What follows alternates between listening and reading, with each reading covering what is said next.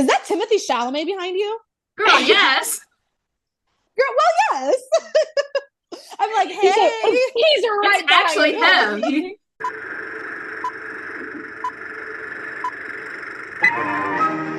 Now seating for Empty Theater Club. Hi, everyone. Welcome back to Empty Theater Club. I'm Val.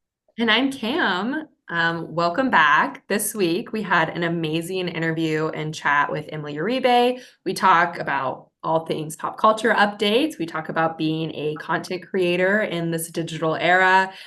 We talk about the things she's loving right now. It was such a fun interview. It was so great to chat with Emily. She's been like one of our guests that we've been manifesting since we started the pod. So it was just a big full circle moment for us. It was really cool. Absolutely. And before you continue on to listen to our interview, Emily Uribe, if you don't know, is one of TikTok's biggest content creators. She originally got her platform for being known as the girl who was pretending to be interviewed on different famous talk shows, and as well as her love for makeup, beauty, fashion, movies, cinema, and all things Marvel. So we hope you enjoy our conversation. It was super enlightening, full of giggles and just good times and girlhood. So enjoy the episode. Us fading now to our guest, Miss Emily Uribe. Welcome to the pod. So happy to have you here today with us. Emily, we have to ask you a question that we ask every guest, though, before we get too far into the pod. Is it if I've seen Jackie? Yes, have you seen Jackie? I have. And I loved it. Sorry, I don't give a fuck. I love we love Jackie. I love Jackie. I thought her accent was great. I thought one of my favorite parts about it was probably the very accurate clothing. Because it is known that like Jackie's suits weren't really Chanel. It was all like replicas that were made, and it looked amazing. And I think that's one of my favorite parts about it. But also like Natalie Portman is just one of those like actors who's batshit insane and can make anything work. And she literally made it work so fucking hard. Like, that's a woman, like, oh my, I have nothing but great things to say about Jackie. Starting off at the top, Cam, some big news just came out. Yeah. For our guy, Tom Blythe. Yeah, that was not the news that I was going to go to, but Tom Blythe and my lady Jane, what's her name? Emily? Is that her name as well? Emily Bader. Also an Emily. Yeah. Yes.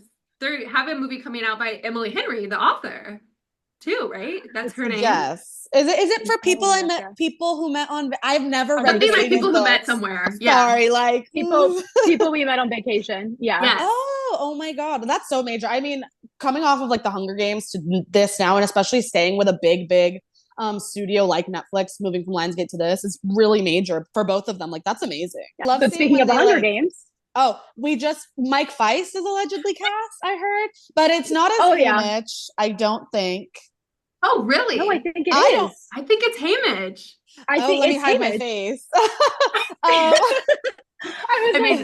don't think it's like officially confirmed, so I don't want to get too hyped about it, but that's why I'm not like that's why I'm not saying he is, because I don't know yet. Like, I want the official. I need film updates to get the official news. It was discussing film. I don't trust them as much as film updates. I want Miss Suzanne Collins. I want Susan Collins to say. I know if he's playing Haymitch, then I'll believe it. But also, I feel like it's kind of Hollywood's doing this like soft launch on everything now, and it's pissing me off. Like first not Elvis. First, the Beatles, the biopic.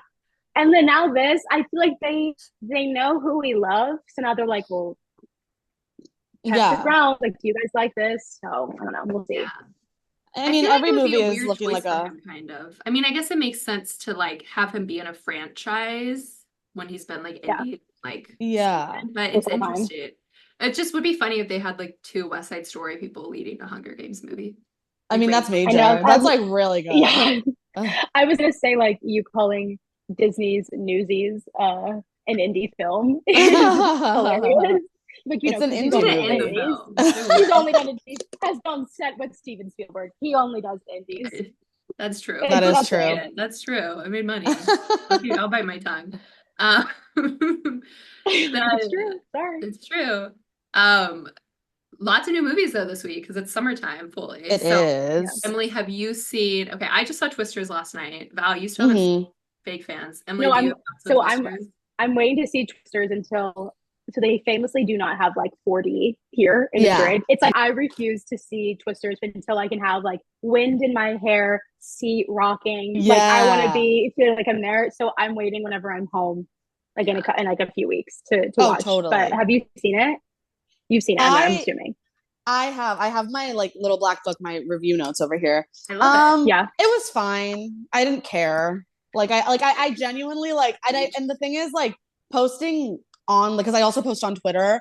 I just said I had fun, and I did. I had fun because I saw it in 4DX. If I saw it just seated at my local AMC, I don't think I would have had as much fun. I actually think Glenn and Daisy didn't have chemistry. I thought they had more chemistry on their Entertainment Weekly digital cover than they did in that entire movie. And then to not go, the whole movie is like a cliche, and to not go that deep into it, where the note, I think Daisy said like, oh, Steven Spielberg actually said not to include the kissing scene. And I was like, okay, but the movie is like a cliche. Like the original is such a nostalgic cliche moment where like no one's even a hater. Like that girl that people thought they weren't gonna like, she ends up being like third wheeling, she's fine.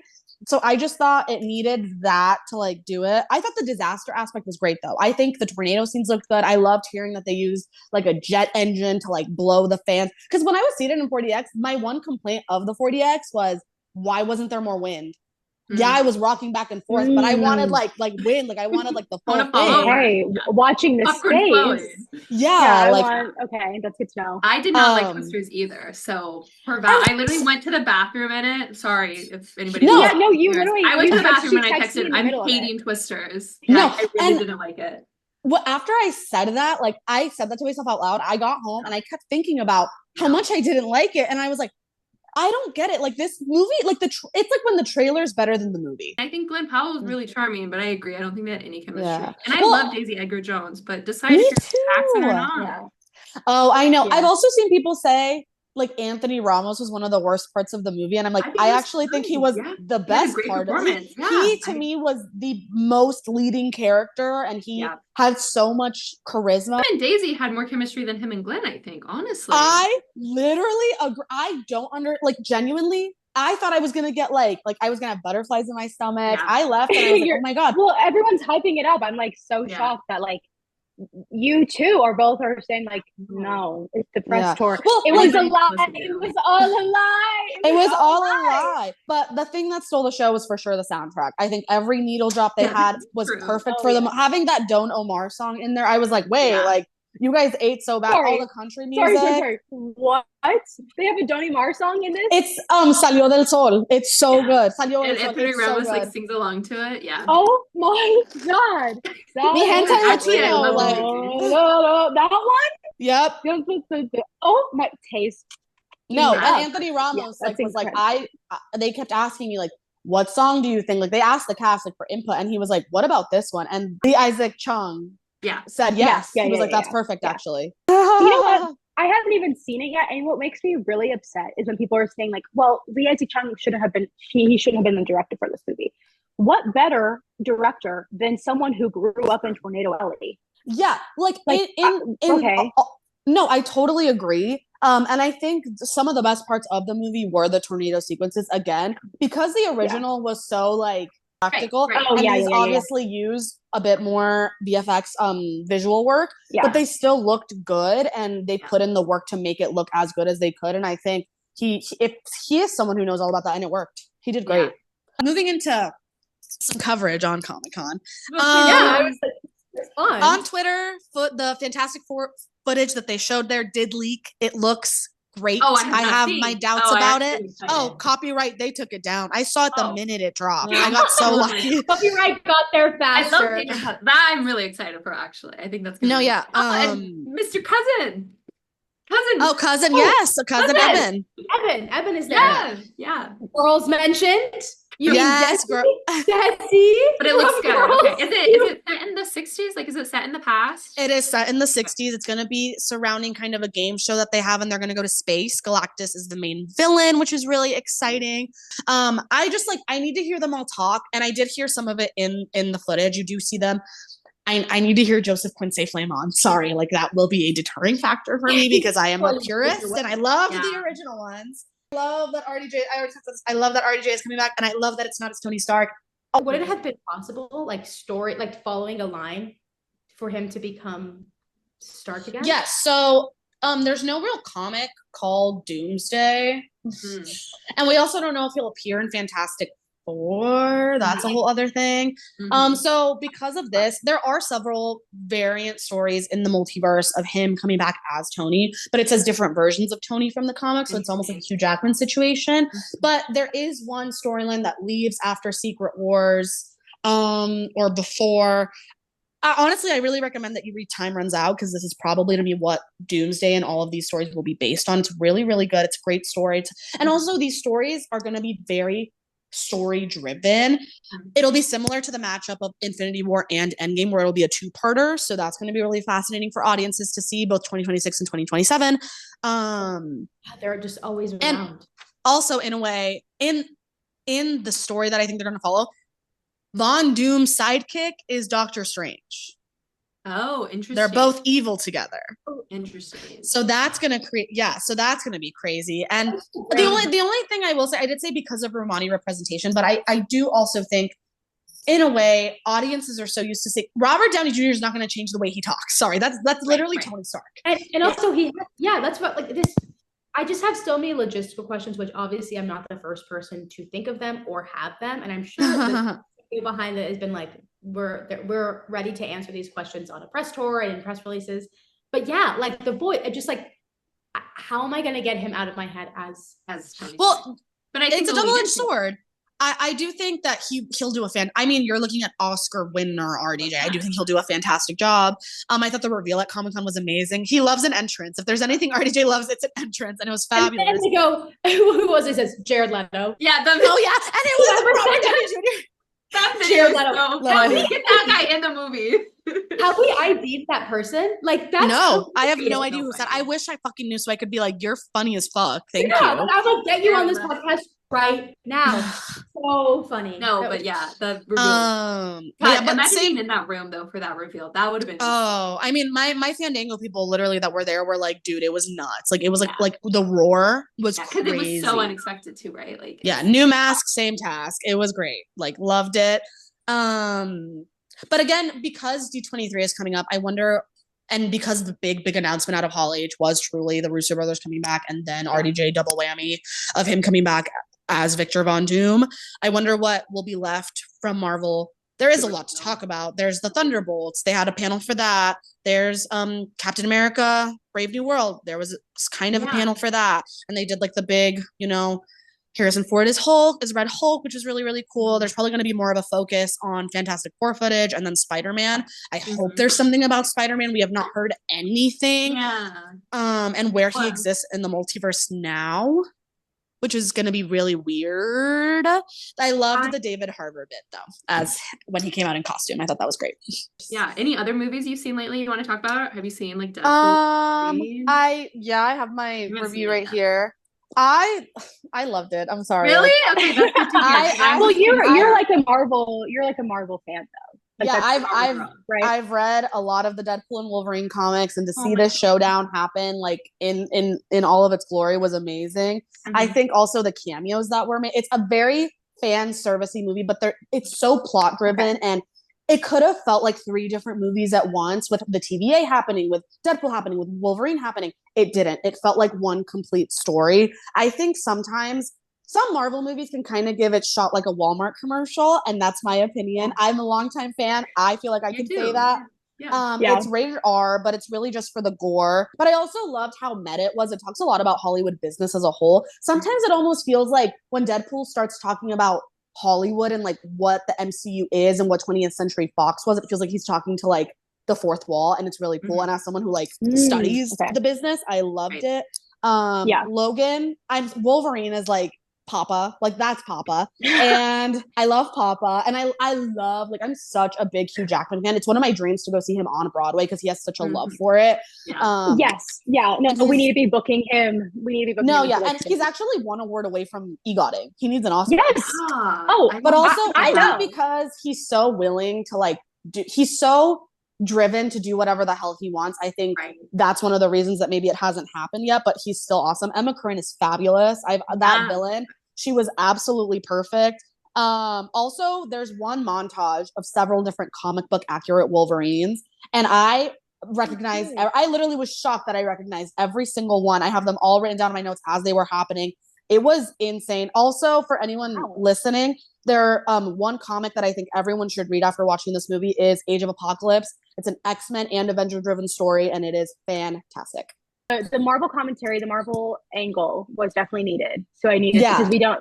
That's just not my area of expertise. No, I mean, I remember when I was younger. That's like one of the first pieces of media I ever saw was anything Marvel, and we didn't have cable, so whatever was on ABC or Fox, we'd literally watch like any cartoons that were on there. But like X-Men was one of the first things that I ever got to see with my dad as a little girl, and same with Iron Man. It's like ever since then, I'm never leaving. In fact, once I'm in one of those movies, hopefully, like I will never leave. They can keep me till I'm 90, work me to the bone. Like, exactly.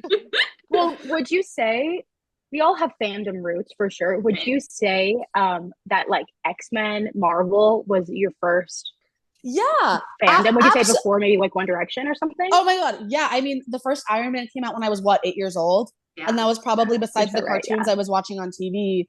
Once that movie came out, same with like Transformers, same with Iron Man, any The Incredible Hulk, X-Men. Like as those movies were coming out, I think I was like getting to that place of understanding things more fully, and my brain was forming. It wasn't fully formed, but I was 8 years old, and I was like, oh my god, a man in a suit. My dad's a mechanic. Like that's my father on screen. That's who I am. Yeah. I feel safe. I feel good with this. Yeah. So before One Direction, for sure, it was probably Marvel, SpongeBob, anything that I was allowed to see on TV. And then also RBD, Rebelde, because I grew up watching that. Yeah, I grew up watching that. Oh my god, that music was so good. That was the original Elite. Like that was incredible. God, yeah, that's so true. I always say like I was raised on like telenovelas and then like the classic movies. So A24 is releasing their Teenage Dream series. So just several of their movies are coming back into theaters for people to see. So this is 8th grade, mid-90s, The Bling Ring, and Talk to Me. So I was curious, Emily, what would your Teenage Dream movie series be if you got No, I'm so excited. I'm planning to see The Bling Ring. That's the one that I already have. Like, planning, like tickets will be purchased in costume, like seated, like big sunglasses. I'm wearing like I'm not taking them off. I'm like, do I go on the Real and get a Balenciaga City bag? Yes. And then just like steal things, or just get a fake one. Literally find a dude. Like I feel like The Bling Ring is all about, to me, like, you want that lifestyle, but are you going to go as far to steal? No. Just get something that steal. I think you should break into someone's house. Steal from Target. Like, steal from Target, steal from Walmart if you can.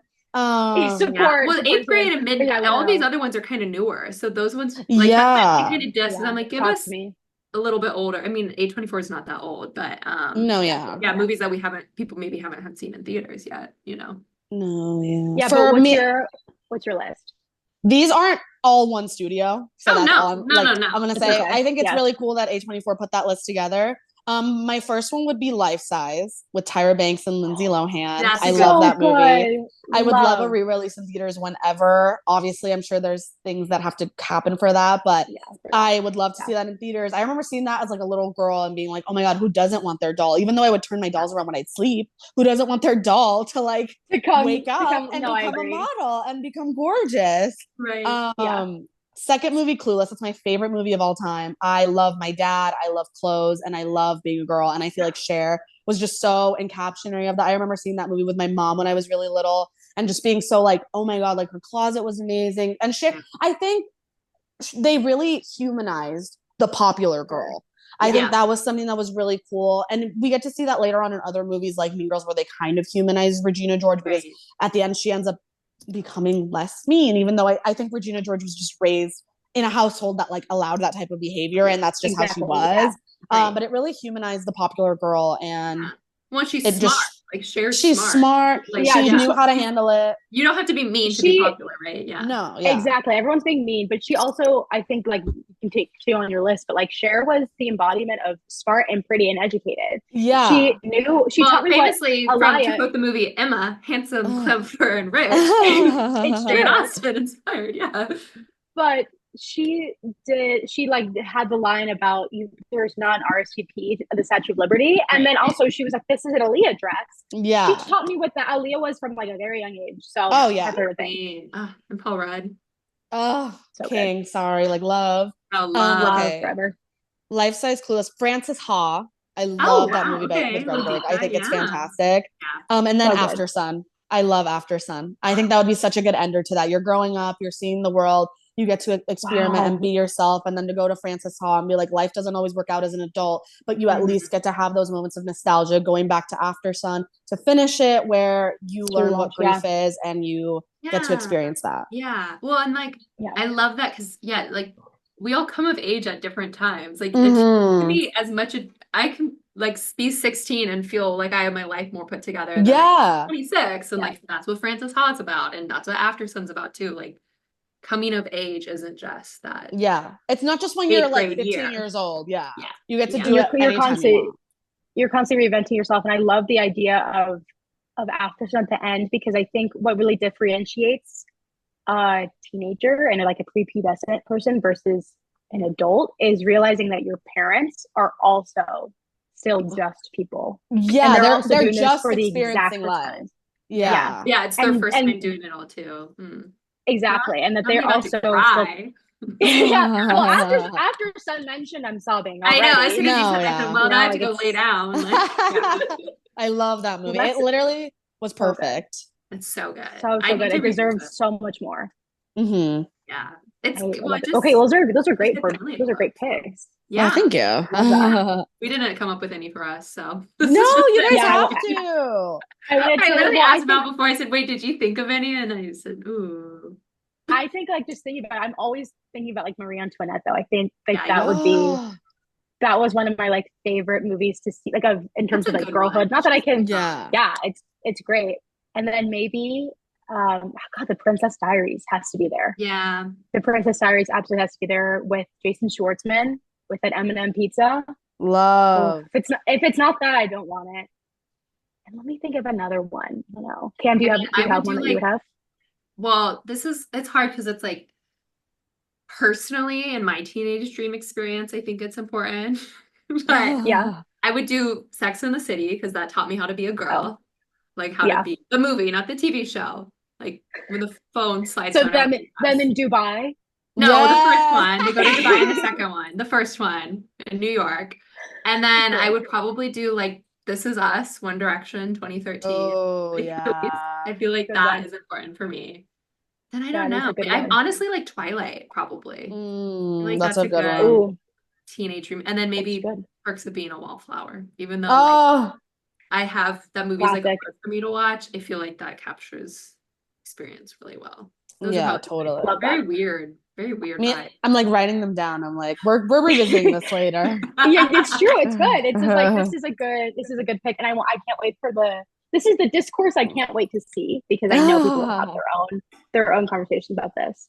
Okay, so I think we should start just to pivot away from this, kind of center, around you to see your current state of the union. We kind of mentioned this at the top, but you're on the universe a lot. You're doing the things, but it wasn't too long ago that you were also kind of talking about how, you haven't really felt a place in this industry. Yeah. Considering like, I do think there's irony there that you're kind of feeling like you're oversaturated in an industry content-wise that you kind of helped pioneer. You got your start from TikTok. So maybe talk about that and like trying to find your own voice and how you went from feeling that way to also now being an Inside Out and helping. Yeah. I mean, I still feel that way. I think because I'm 24 and I feel like I'm also always, chronically, I feel like I'm 40. All of my friends know this about me. I can't wait to turn 30. I want to be 30 with a good job, husband or not. I don't care. I crave that like sense of security. And I think because I'm 24 years old and I want everything to happen for me now, and it's not the way I thought. You are speaking to the choir right now. Yeah, it is. 100%. It's like so difficult to like work and feel that way because you constantly feel like you need to speed the process up, and like it's like you tell the universe or God or whoever you pray to a plan and they'll laugh in your face, and that's exactly what the universe does to me. I'm humbled by the universe all the time because you think that you're going to have something at this point and you don't. Well, and especially when you put in so much work for something, like yes, how many jobs do I have to apply for something? Like when it's outside of your control, that's what's so frustrating about it. It's also just so difficult to work like with corporations that don't necessarily understand that because they work on salary and you're a freelance person. When you're a freelancer, it's like you have the freedom to go wherever you want. That's one of the best parts about it. Like I get to hop around from company to company and have fun doing it. But at the same time, because you don't have a degree, you're not taken seriously, then people are like, oh, well, we can kind of just dispose of her whenever we need and then rehire her. And that's kind of how it works most of the time. Especially I've worked behind the scenes and I love it. I worked in front of the camera and I love it. I love just Hollywood and the industry as a whole. But as a 24-year-old woman who wants to be taken seriously all the time, because I know I take myself way too seriously, and that's one of my crutches, especially when you're in like the content creation world where everyone's like, don't take yourself so seriously, just have fun. And I'm like, I'm not having fun until I have a job. Sorry, I need a job. I need to be working all the time. I'm a workaholic. I work 2 jobs what's your sign? Like I'm Capricorn, so I'm just like, I'm constantly being like money oriented. I want this. I'm just wired that way. What are you? I'm Aqua Sun, Sag Moon, Sag Rising, but my Venus is in Capricorn, so my vice is always going to be work. It's always going to be working. Like I literally yesterday, someone was asking me like, what's your dream goal? And I was like, I mean, to work on a movie as an actor for 3 months. Take me anywhere you want for 3 months. I will shoot the damn movie. No, like that's what I always see about like having a long shoot, like working, like rest in peace. That sounds wonderful. You'd be on set for 3 years with a secure job at least. No, and it's not even this, like it's both the security, but it's also just like once I get to that point of working on a movie for 3 months as an actor, I'm gonna feel like, damn, I made it. The movie could bomb. The movie could do amazing. I know I did something and I did exactly what I wanted at that point. And even if I'm 35 fucking years old, I'm going to feel like 15 again because that's what I wanted. Or also, I think being in this industry, there's so much craving for nostalgia, even as an individual, where you're just like, oh, I wish things could go back to the way they used to be. I constantly think of like when I was first starting to quote unquote blow up on TikTok. And I'm like, oh, the nostalgia of 2021, 2022, of like when I was still making the POV interview content and how much people loved it. And now trying to transition and be taken seriously by people who are like, well, you're not making what I want anymore and you're not doing it for me. So then, you're disposable. And that's something that you really have to like humble yourself with. But also at the same time, I'm someone who's very like driven by validation. And when I'm not being validated, I feel like a failure. Is it hard then, like when you said like you like, because and we put this in the notes, but like it's you, like you're you're a person and you seek validation. So like it's not like if somebody doesn't like a performance, you know, you didn't like my approach to that, but like this is just like who I am. Like how do you balance that aspect of it? Because it not only brands or stuff, but just like people and TikTok. Or do you just block it out? I don't block it out. I take everything so personally. Someone could call me fat and I literally am like, okay, let me go on the treadmill. Like, I guess you're right. It would be hard for me not to bite my tongue. I would want to. But the thing is like, but then that ruins your image. Then when you do reply, people are like, why are you letting this bother you? You don't know them. And even then that doesn't make me rethink, wait, no, it doesn't make you feel better. It's like, exactly. This person doesn't know me and they're commenting. Great. Awesome. It's a double-edged sword. I feel like for me, because I love confrontation. I'm so combative. Like if you tell me something and I have an opinion on it, you're going to fucking hear it. I don't give a fuck. Like you're Latina. Like what do people not understand? Like, no. Yeah. Or like, I also like, I think growing up in like a Hispanic household, like if my mom thought I looked fat, she was going to tell me. If she thought I did something wrong, she was going to tell me. If she thought something looked bad, she was going to tell me. And I fought with her just the same as I do with these random people online. It hasn't changed. But I think because in a way, I think a lot of people feel comfortable coming at me because I don't really share. Now, I like have a fear of how people perceive me. I have a fear of being perceived. I really don't share anything personal about myself. I actually shot a podcast with my friend Trin like 3 weeks ago. And before we started shooting, she was like, we looked online for info about you, but like, there's nothing about you. Like, you're like, you say this, like, you truly like have maintained. You're verified on TikTok, but like, you're still an enigma. Love that. Yeah, I'm still anonymous. It should be. And I think a lot of people who don't necessarily like know me, and then when they get that like sliver of like, when I do show my personality or when I do show like how combative I can be, people are like, ew, like why are you like that? And I'm like, well, you've never met me and you don't know me. And to be fair, I don't know you either, and that's totally valid. Probably in real life, we could be friends. Like, I feel like people always forget, like, you probably could find a person like this wherever you went to school, wherever you grew up, and it's not hard. But yeah, I think because I don't share a lot about myself, I think people feel they have the freedom to like say whatever they want to me. Like, I actually just got a comment today, and someone was like, "Oh, I haven't seen you on my For You page in so long, but your face looks so thin." And I was like, so do I just like kill myself? Like, my God, it's horrible. Every time I get a comment, I'm like, so should I kill myself? Like, oh, thanks. Like, I should kill myself. Not even any comments. Anytime I wake up, like, like, people feel the liberty to like do that, or people will be like, oh my God, like flop, and it's just like you're sitting there and you're like, right, thank you, like, and I'll say like my views, like everything is so bad, but also like, I like when people tell me that, I'm like, you don't have to tell me twice. I know, trust me, I know. Because I literally hyper analyze everything about my page, everything I post. And I mean, as a creator, I don't know, I'm also not really like friends with a lot of other creators, and it's not a secret. You don't see me post collabs, you don't see me really interact with people unless it's at an event. And I haven't really gone to any events because of how much of a fear of perception I have of myself. So I don't really see anybody anymore, and I'm happy. I like that. But also at the same time, sharing friendships online to me is so scary because anything happens and it's suddenly like a talking point, and you're like, it doesn't have to be a talking point. Genuinely, it doesn't. Like, drama happening right now online, I'm like, this all is because I'm not in it, I'm like, this all is so fascinating. Like, I feel like an outsider, and I work with you people. I'm your colleague, I'm your peer, and I feel like I'm your colleague, and I crazy.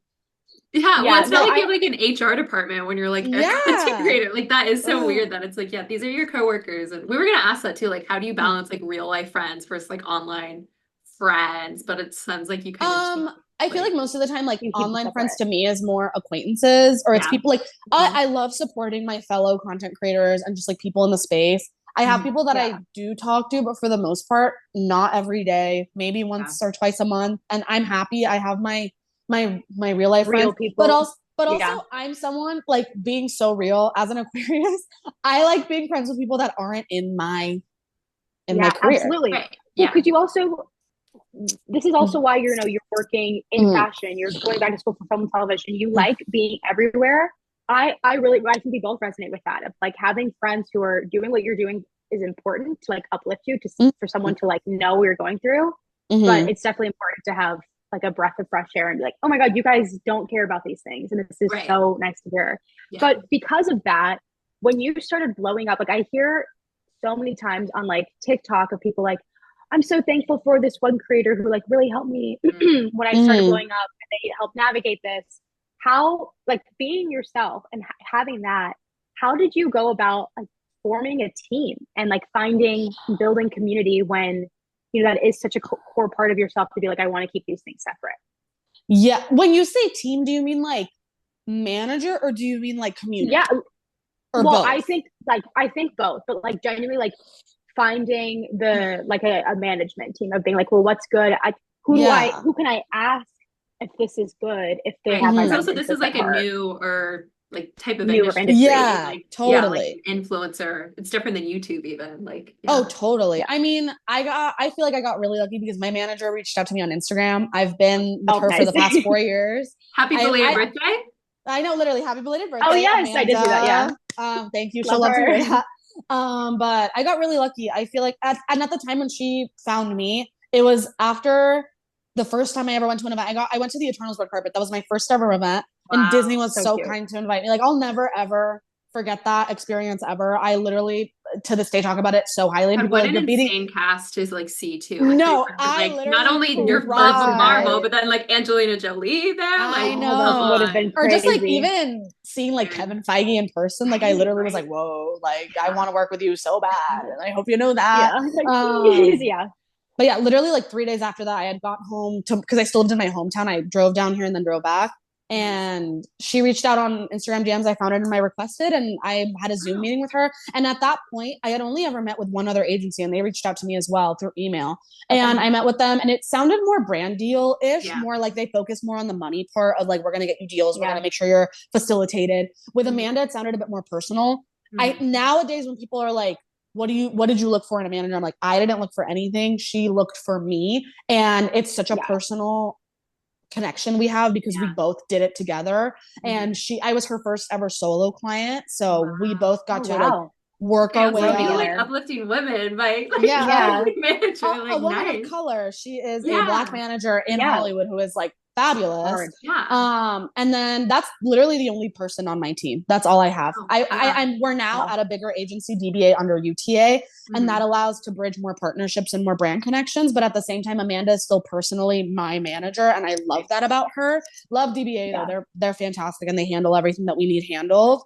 But then also like when people in the community that I have like become a part of ask me, what is that experience like? And I'm like, I mean, if you want to do influencing content creation, which I hate saying that I'm an influencer, but I love saying that I'm a content creator because I don't think girl, like, what the fuck are you influencing? Like literally, like for me, I'm like, go watch a movie, I guess.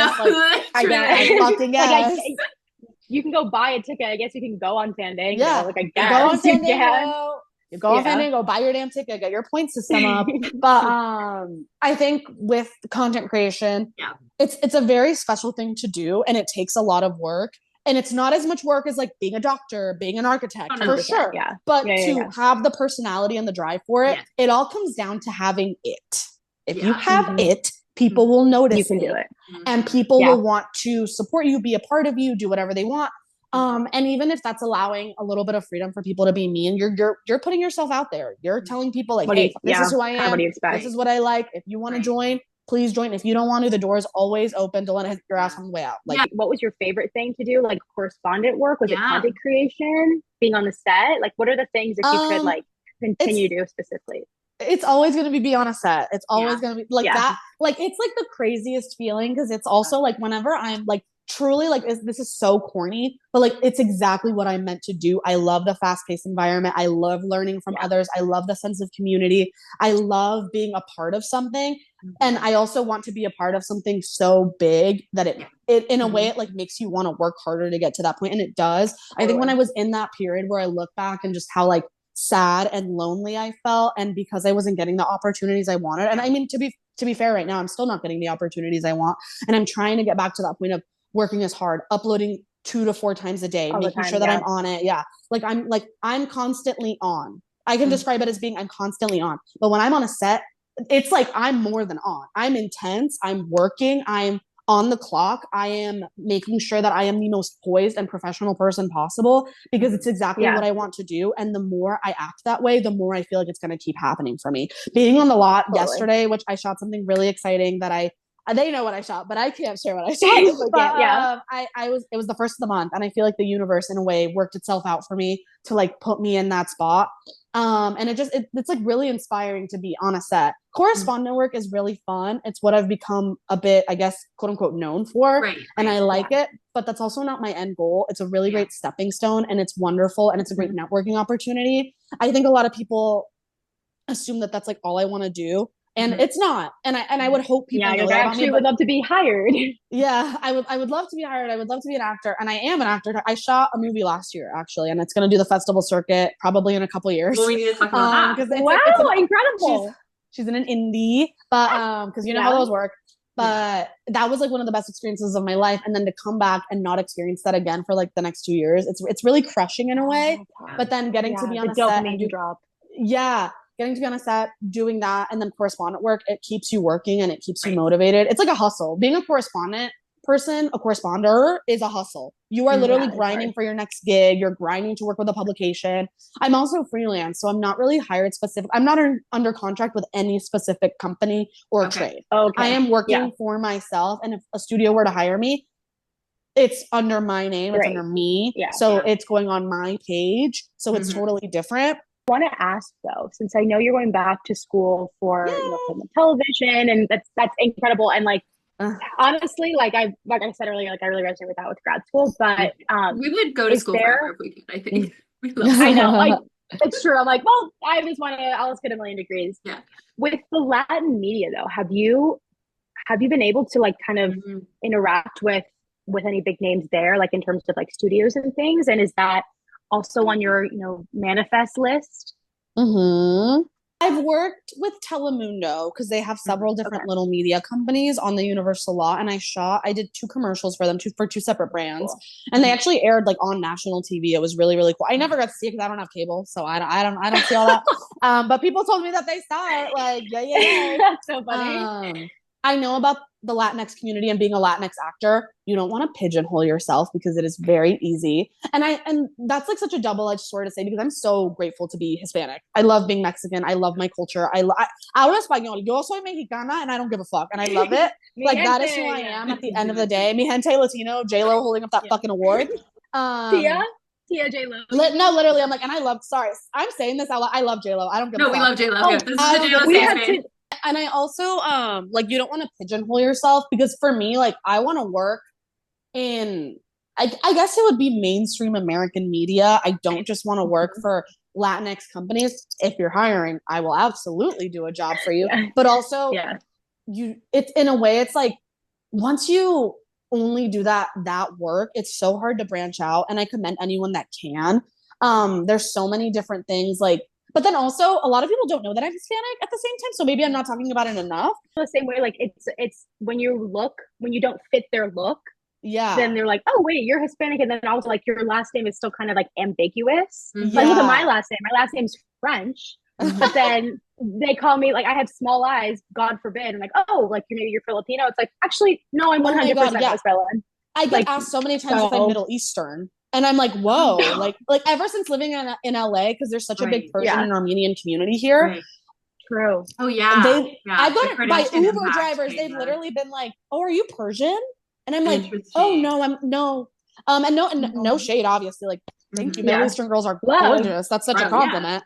But yeah, it's like so odd. Like, so like during Hispanic Heritage Month, so many brands are like, we didn't know she was Mexican. And I'm like, okay, maybe I do need to talk about it more. And I do obviously, like, with what's going on, like I want to share what's impacting several different communities within the Latinx space, like obviously what's happening with Venezuela right now, and then the femicides that were happening in Mexico, which probably are still happening. It's not too long ago, you know, these things are happening, that you want to share everything that's going on, and you want to help all these other communities, and then you look at yourself and you're like, I'm not doing enough.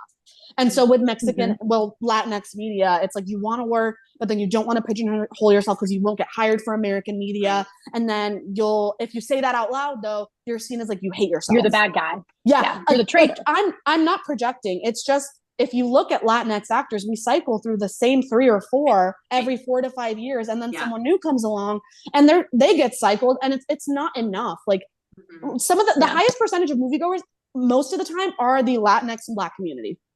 It is what 100%. It is. The Latinx community showed up for Wolverine and Deadpool. It's crazy. I think also with Hollywood being literally in Los Angeles, throw a pebble in LA. What is it? 1 in 4 people are Latino. How are you in this city, or Latinx, Black, Brown? Like, how are you in this city? You see this every single day when you're going to work. And then the content you're creating, there's definitely a disconnect there. Yeah. We can talk about it forever. Oh no, yeah. Like I had the privilege of going to a Netflix screening with Cherry Picks for his 3 daughters, which is Elizabeth Olsen, Carrie Coon, and Natasha Lyonne. So fantastic. Out September 20th. Not paid to say that, but just letting everyone know. But so much of the secondary cast, the B cast, is Latino. Like it's literally Hispanic people. It's fantastic. I literally was like, oh my God, like I look like you. I look like you. Like, this is amazing. And it was so cool to see and just like have that on screen. But like, should we always be B cast? No. Same for the Black community. When it's like an all Black crew cast, it's major. With shows like Abbott Elementary having that melting pot of people, it's like, dude, this is like what we need, but we deserve more.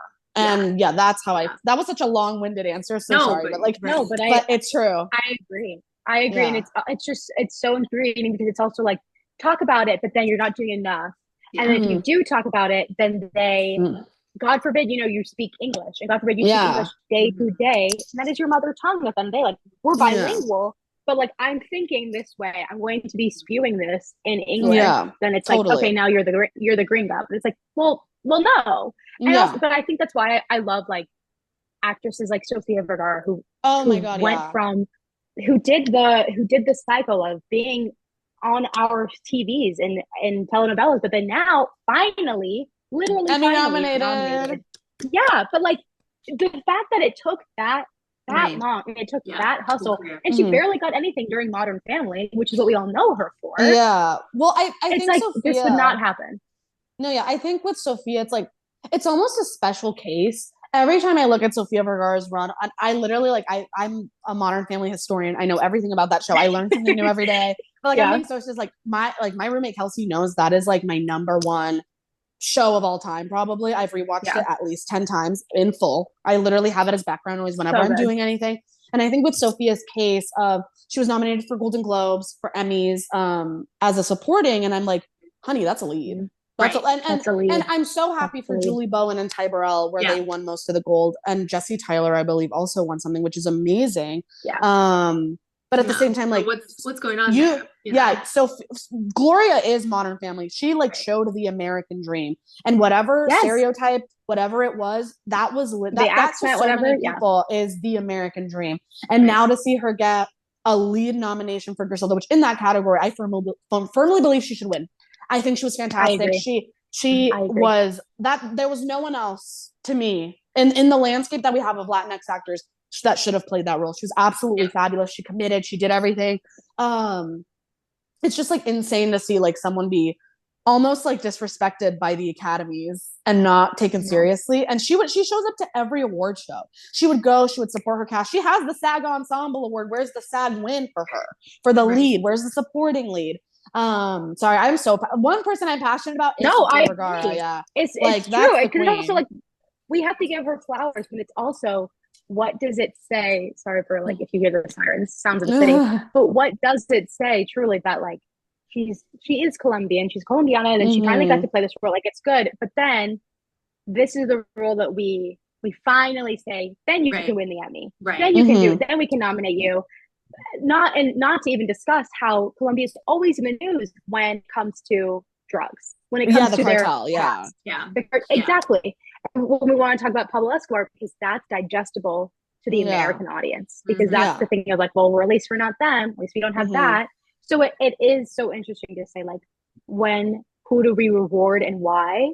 Like there's still politics, there's still a bureaucracy behind that, which is definitely really infuriating, but like we've somehow come so far and this is where we're at. And there's still such a long way to go. But with that, like what are the things that you're like looking forward to in Latinx media, or maybe just media in general? Like how do you kind of like stay positive with all of that? Like we know all the struggles happening in the world, in Hollywood. How do you find meaning in art? I mean, I think I find the most meaning in people who work in art. I want to like obviously highlight Melissa Barrera, who has been a constant fighter for so many things happening within the world, with the Palestine and Israel conflict, which Free Palestine, of course. And she is someone who like I think really pioneered and showed the struggle of being a woman of color and wanting to fight for things, to fight for things happening, and seeing her still get work, her movie still premiering, people still believing in her. Especially coming off of a franchise as big as Scream. And she's been working for years. Like that's like Melissa Barrera has been working for a long time. And it's almost like you've been working till you're 30 something and you're finally getting your due and you're finally getting the work that you deserve and the press. But I think seeing people like her show that you can have it all and you can be an advocate for people who can't speak for themselves is really, really inspiring. Also, I think being a part of the community within art is really important. And there's so much to say about the community in LA, but hearing stories from like my PA friends who work in Virginia, who work in New Mexico, who work in Salt Lake, seeing that and seeing what they go through and what they're fighting for within the industry. I believe right now they're picketing for people who work in video games for SAG-AFTRA, which is like so major. I was at the picket lines when actors were picketing, but seeing the community form to help people who want to work is really, really inspiring. I think in the end, the positivity that I find is always with the people, and it's always going to be with who's working and with who I get to interact with. But also with art, I think there's so many movies that I really resonated with in the past few years. I loved Carmen, again, highlighting Melissa Barrera. Such a fantastic movie. One of the scenes, like broke my I was like in tears. It's so hard to watch some things sometimes. And then also following movies like Dee Dee that are coming out, directed by Sean Wang, written by Sean Wang, in partnership with, can't remember her name, but she is also a writer on it. But seeing those immigrant coming of age stories where you get to see like yourself, no matter what culture you come from, it's so inspiring, and it shows you like your story absolutely matters. You can make this a movie, you can make this a book, you can do whatever you want. But then also in a way, I think because you find so much positivity in art, that when you see movies that don't highlight people of color, it's almost like weird, because you're like, damn, where's the person of color? Where is this? I think one of the biggest things that I can talk about right now is the RDJ casting for Victor Von Doom. I love RDJ. I know and you do. Go ahead, girl. Oscar. I'm happy for you. Yeah, like I'm very happy for that, but also that it's such a double-edged sword, because we could have had Romani representation for Victor Von Doom, and that's it's a big disconnect. And I mean, I think you also can be both happy and also realize you can criticize it and be pleased, and a lot of people aren't pleased. Nuance is dead. People can't have two opinions at the same time, because like you're the biggest RDJ fan, and then also you can be like, but I also understand XYZ. Like I remember that news broke when I was on the way to see Wolverine and Deadpool, and I was like, oh my god, like this is the most MCU thing to ever happen. There's so many things that need to be done in this industry for us to like, and it's like no one's ever going to be happy, and I'm one of those people. I'm like, I'm never going to be pleased. I'm always going to be glass half full. But I think it's because we see that there is so much work that needs to be done, and you just want to get it done, and there's no way to do that. It takes such a village. It's so unfortunate. It's the power of community. That was like heavy. That's like basically I want to transition talk about to something fun. Transition to something fun, genuinely. What are things you're loving right now? Like what have you bought recently to fill the void? But just what are things you're obsessed with right now? What are your top loves? Okay. So purchases I've made to fill the void: grocery shopping. I love a grocery store. I love Whole Foods. I love learning about food. I love learning about new food brands. Also, I'm in a really weird stage right now where I'm trying to lose weight, and I'm constantly going to the gym, and I'm eating a lot better. Like my diet is very clean. But do you feel good? Like that's the thing when you do it and you cook food. No, I know. That's the thing that sucks about it. Damn, they're right. I know when you wake up and seize the day and work out before. God, like I feel great. I sleep perfectly. Hate it. If you told 2022 Emily Uribe she'd be doing a probiotic yogurt spoonful every morning to help her gut health, she'd probably look at you and be like, you're disgusting. But I do that now. But I love, like, my roommate knows this about me. I love going to the grocery store. I need to. I have to.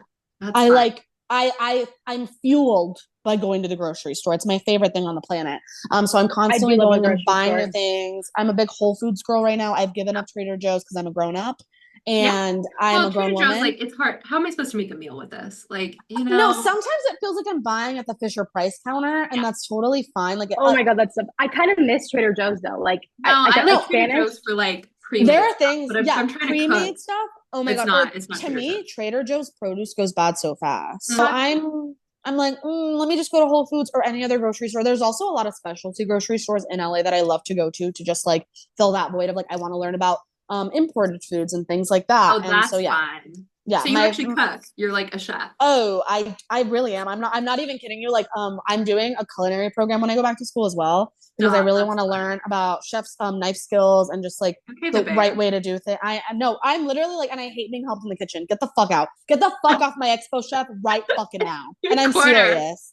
Like I literally hate when people help me in the kitchen. It actually aggravates me to no, like that's oh my god, funny. My roommate is always like, can I help? I'm like, fuck no, like go in your room. Then it's a Brat Summer. I haven't put it down. The Guess remix was good. Yes. I was just gonna ask, how many times have you listened to Guess featuring Billie Eilish just today? Actually, none. The worst thing is I haven't the Brat title. We were singing it before you come on. Like, no, yeah, I heard it. I think like 5 times yesterday because I was obsessed. So my 5 times, I'm contributing. I'm sure they're gonna get the number 1, and thank fucking god. Like, good for you. Yeah. And then I've been rewatching Veep. Veep is just like one of those shows that like I feel like no matter what state of the world we're in, it is such a good show to rewatch, and it's so applicable right now to like obviously like I'm voting for Kamala Harris because I think you know I don't. Look, I'm voting for Kamala Harris because like Jack Schlossberg told me to. Yeah. What, am I not going to listen to JFK's grandson? No, I'm kidding. Obviously, I'm going to vote for her for like genuine humanitarian reasons, but it doesn't hurt. No. We want to care for the world, and we want to make sure that everyone's good. So, Kim, what have you been like listening wearing? Well, I've been wearing my Pleasing boxers that I recently bought when I went to the Pleasing Pop-Up store. Val and I had talked about concern over the little poof that you get when you have a vagina and a uterus wearing boxers. I think I sent a photo. It does show up a little bit, which is concerning. But when you have an oversized tee with it, it looks cute because the shorts just pop out. Yeah, which I think is nice. But if you want to do like a crop tee, it's really not like a vibe. Oh, you know what I love? I love the Target boxers, the Goodfellow brand for men. Great boxers. Are they good? Do recommend. Recommend. Okay. Listening to I'm always listening. I'm a big No Mescal fan. Love her. Mutual. That's the queen. Music is like about female friendships. Like that's really what she's singing about a lot. And I'm like, I love that. Like she's not just shout out to another artist similar, Katie Crone. Fantastic. She just released an album called Nose Job, and it's amazing.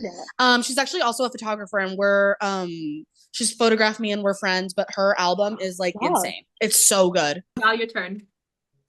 Yeah, I was gonna say, I think I'm so in the summer, obviously listening to this, but in the summer I love listening to just like random eclectic mix of things, like just bops. Just random bops of like from the 70s, the Strokes in there. Back girl. Yeah, so I've been listening to just like a lot of things that used to bring me joy. I'm rewatching Girls right now. I just watched before this, I watched like Desperate Housewives. Love. Nothing will ever fill that void. Like that was the best.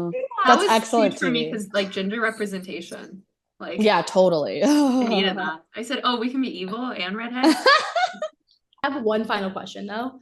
What is your, and this is just, I just like ask my friends, I always ask my friends this, like, what is your dream interview show to be on? Like for me, I would love to be on the Graham Norton show. Like, stop. That's the best answer. You can't stop. Graham's fantastic. I have my mom two. He's fab. Like every clip I see, I'm like, dude, you're actually so meant for this. They're drinking alcohol. Like that's what makes it nice. Like everybody's so relaxed. Matt Damon famously, this is my favorite talk show. He said that. Actually it's gonna be 3. That's really hard because I like no, it's okay. I mean, if you know what I used to post, so like I feel like I know like a lot of these. You know what you're talking about, really. Okay, not in order, but I'm just gonna say them in the order I remember. I would love to do recess therapy. I love the kids. I love when they talk to people. I think it's such a wonderful. I just like, I love, and I always say I'm not good with kids because I'm not. I just like, I don't even know if I want to have children, but like I just like when it's children I can. Yeah, when it's children I can give back. Like yes, for sure. So yeah, I would love to be on recess therapy. Hopefully, like if I get to do what I want to do, like I do get to work with the creator for that. I love him. And then Stephen Colbert. I would die. Like when I tell you, that show was actually one of the first ones to repost my video where I did like a skit, like pretending I was on the show, and they fully reposted it on their page, and they follow me. I'm not a religious person, but I love how he incorporates his faith and how he talks about things, and I think it's a really wonderful way to keep true to himself, even if he's interviewing these huge stars. His last interview he did with Seth Meyers, so fucking good. That was a fan, and those are the 2 hottest men on lately. We don't need to start on Seth Meyers. Like that's ours, right? And, like drinking with Seth too. We'd love to do that. I love. And then I'd like to do a lot of things with Seth. Well, I want to get drunk with Seth Meyers. Obviously, to get drunk and a little flirty and a little. No, my Obi still does that till he's 90. Like, keep drinking, man. I love you. Yeah. And then, because I just like, I have such a wonderful memory with Jimmy Fallon, but like, I actually have never really talked about how I got to like do that because I did get to meet him and work with him, and he actually gave me one of the best pieces of advice that I've ever heard in my entire life. Well, I was crying throughout that whole encounter. Like, we had to film something, and I was like bawling my eyes out in front of him, and I literally was like, because I walked up to him. It was through the Creator Accelerator program I did with NBC, and I got the opportunity to go meet and shoot a piece of content with Jimmy Fallon, and I will cry talking about it right now, but it was just like one of the most like full circle moments of my entire life. And I literally got to like greet him, go through the back, do all of that. And I walked up to him, I was like, oh my God, you're kind of like my dad. Like, I literally love you. And he was like, and you're my daughter. And it was just he was so nice. And then when we actually got to do the piece of content, there was a script that I had to follow. Like, they wrote it for me, super normal. And I tried to go off of it and do a little improv, and he he did it too. And then I stopped because I complimented him on the joke, and he was like, no, you have to keep going. Oh, you started, you have to keep going. Yeah. And I was like, no. And that in a way, it's like the simplest thing, because it's like, it's true. I should have kept going. But I just like that, like, hearing that from him just like changed my life. And like the NBC coordinator I was with, like after I got off of the stage, which they took professional photos of us and they never released them, and I want them so bad just for like my memories. Release the tape. That just tells me that like one day I will go on that show and they'll release them there, and it'll be the universe kind of giving me a gift back of like, remember how young and like emotional. And I feel like whenever I do get to see him ever again, I'm probably gonna cry again. It's just like so full circle for me as like someone who used to make videos like that and still kind of does, but I love him. And I got off the stage, I got to sit on the couch, I got to talk, he was behind the desk, I got to do all that. I got off, I was literally like wiping away tears, and my coordinator was like, what's wrong? Like, was it bad? And I was like, no, it was perfect. It was everything I wanted it to be. And like, I cried in my hotel room that night. I just like, that was like probably the number one. That's probably number one of like who I'd like to go on, because I'd like to thank him for like everything. Yeah. Love that. Yeah. Emily, where can the people find you? And if they want to keep up with you, what are your socials? The people can find Emily Uribe on TikTok, on Instagram, on Twitter. It's literally all my name, just different variations of the U or the E at the end or the front, which I'm sure they will include in whatever they posted on. Yes, we'll post it on Instagram. But yeah, so you can find me there. I'm going to start posting on YouTube soon. So I have my account private with a different name, but I'm prepping to like open the gates up and let the flood come in. So that should be exciting soon. And then also, if you go on Fandango, you can find me on their page for random correspondent work. We have something really, really exciting with a big movie coming out in November that I am a part of. If anyone wants to tap into that soon, that should be dropped probably in September, I would say, along when tickets go on sale. So please make sure to check me out on both of those pages. And that is where you can find me. Make sure you follow Emily on all of her platforms. Thank you to Emily so much again for being a guest this week. Val and I had so much fun talking to her, so much so that we even forgot to record an outro. So it's just me. So thank you guys once again for tuning in, and we will see you next week. See you next week.